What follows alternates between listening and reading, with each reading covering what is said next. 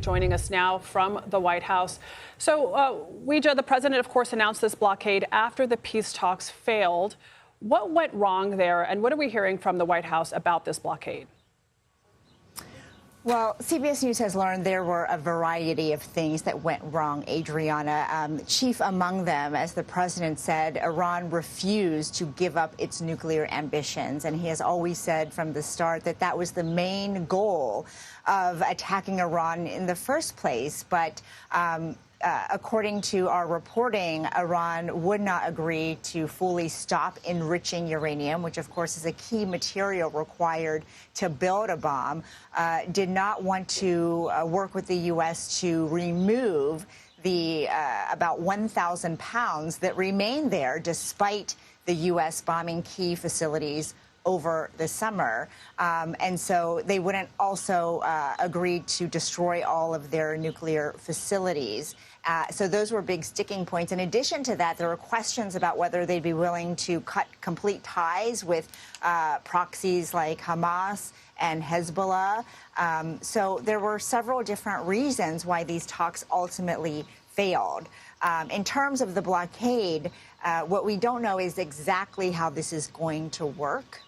But the president made clear that the U.S. Navy would be stopping ships going in and out of Iranian ports there, which is significant because even though that might limit the amount of financial means that Iran is able to get, it's a double-edged sword, right? Because that means that oil is not going to make its way to the global supply and could likely keep the gas prices up. So we haven't heard yet today from President Trump in person, but we will be eager to try to ask him questions about, really what he hopes to get out of this blockade. Yeah, because, sorry, go ahead. No, I was just going to say that's a really great point, Weijia, because I was reading today that under the current situation, Iran still exports 2 million barrels of oil a day, which is adding oil to the global market.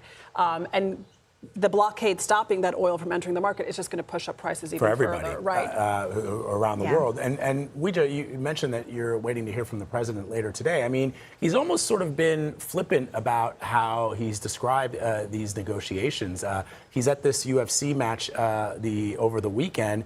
The Secretary of State, which you would normally expect under a normal circumstance, would be also part of the delegation leading the peace talks. Instead, it was the Vice President of the United States. And the president, when asked about these negotiations, seemed to say, I don't care. I'm paraphrasing. He said that. Okay. He said, I don't care if they come back to the table or not. I really don't care. Right, which is sort of astounding and remarkable because, as we talked about, gas prices are going up. People are feeling the pain here. Our new CBS polling, which we're going to dig into, indicates that the majority of Americans are not supportive of this war and do not really understand what the objectives are. And so was it a fool's errand to send the vice president if, at the end of the day, the president was much more interested in taking in a UFC match, almost knowing that some of the demands that the U.S. had for the Iranians were never going to come to fruition? In fact, the only time they agreed to limit their enrichment of uranium was under the deal that President Obama signed.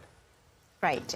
And that deal is one that this president ripped up when he came into office the first time around. But let's remember the timing of this effort by Vice President Vance and top negotiators from the U.S. They swept in. It was a very last-minute planned trip.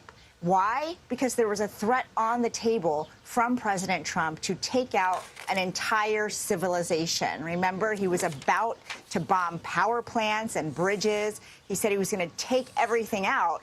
And that would have been a real escalation in the war. And then about 90 minutes before that, was supposed to start unfolding, he announced a ceasefire. He announced that work would be done toward trying to get a permanent deal.